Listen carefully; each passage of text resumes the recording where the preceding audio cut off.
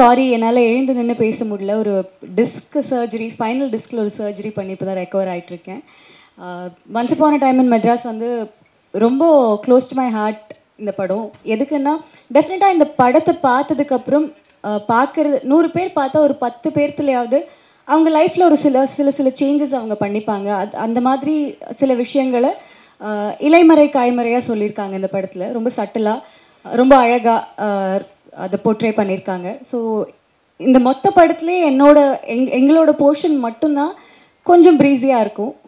மொத்த படமுமே சீரியஸாக போயிட்டு இருக்கும்போது அதில் நடுவில் ஒரு சின்ன ப்ரீஸி போர்ஷன்னா அது நாங்கள் பண்ணியிருக்கிற போர்ஷன் மட்டும்தான். அண்ட் பர்சனலாகவே நான் ப்ளே பண்ணியிருக்கிற அந்த கேரக்டர் என்னால் கனெக்ட் பண்ணிக்க முடிஞ்சுது. ஏன்னா அனிதா ஆன் ஸ்க்ரீன் எப்படியோ அப்படி தான் நிறையா விதத்தில் பவித்ராவும். ஸோ என்னால் ரொம்ப கனெக்ட் பண்ணி ஒர்க் பண்ண முடிஞ்சுது. And to be a part of a film with such huge star cast and people with so much passion, அதில் நம்மளும் இருக்கோம் அப்படிங்கிறது வந்து ரொம்ப சந்தோஷமாக இருக்குது. அண்ட் இப்படி ஒரு படத்தில் நமக்கு ஒரு பார்ட் கிடச்சிருக்கு அப்படிங்கிறது ரொம்ப பெருமையான விஷயமாக தான் இருக்குது. இதில் ஒர்க் பண்ண எல்லாருமே from the producer to the last person இந்த செட் வரைக்குமே ஒரு குரூப் எஃபர்ட்டாக தான் இந்த படம் உருவாயிருக்கு. யாருமே வந்து இது தனக்காக பண்ணிக்கிட்ட விஷயங்கிறத தாண்டி இது ஒரு படமாக, ஒரு ப்ராஜெக்டுக்காக எல்லாருமே அவங்களோட 100-200% கொடுத்து இந்த படத்தில் ஒர்க் பண்ணியிருக்கோம். ஸோ டெஃபினட்டாக நீங்கள் மக்கள்கிட்ட இதை எப்படி கொண்டு போய் சேர்க்குறீங்களோ அப்படி தான் மக்கள் பார்ப்பாங்க. ரொம்ப பெரிய படங்கள் அப்படின்னா நம்ம வந்து சொல்லாமே எல்லாத்துக்கும் தெரியும் இப்படி ஒரு படம் வரப்போகுது அப்படின்னு.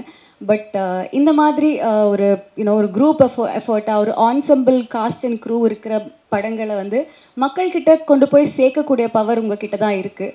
ஸோ எங்கள் படத்தையும் அதே மாதிரி கொஞ்சம் மக்கள்கிட்ட நல்ல விதமாக கொண்டு போய் சேர்ப்பீங்கன்னு நம்புகிறோம். உங்களுக்கு பார்த்த எல்லாத்துக்குமே படம் பிடிச்சிருக்குன்னு நம்புகிறோம். Thank you so much. As an actor நமக்கு புதுசாக ரோல் பண்ண நிறைய ஆசை இருக்கும். நானே இந்த இண்டஸ்ட்ரி வரும்போது நான் பார்க்குறது சேம் ஸ்டோரி, சேம் ஸ்கிரிப்ட் பண்ணுற மாதிரி எனக்கு தோணிடுச்சு.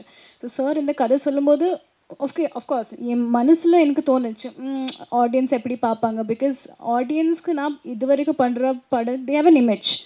அது பாசிட்டிவாக எடுத்துக்கலாம், நெகட்டிவாக எடுத்துக்கலாம். பட் நான் ஆஸ் அன் ஆக்டர் எனக்கு அந்த ஸ்டோரி கன்வின்சிங்காக தோணிடுச்சு.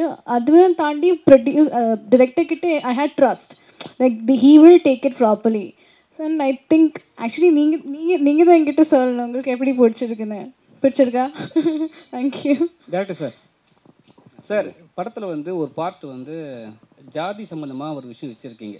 எப்பவுமே வந்து ஜாதியை பற்றி பேசினாவே நான் என்னென்னா ஒரு லெவலில் வந்து கொஞ்சம் ஏற்றி சொல்லுவாங்க.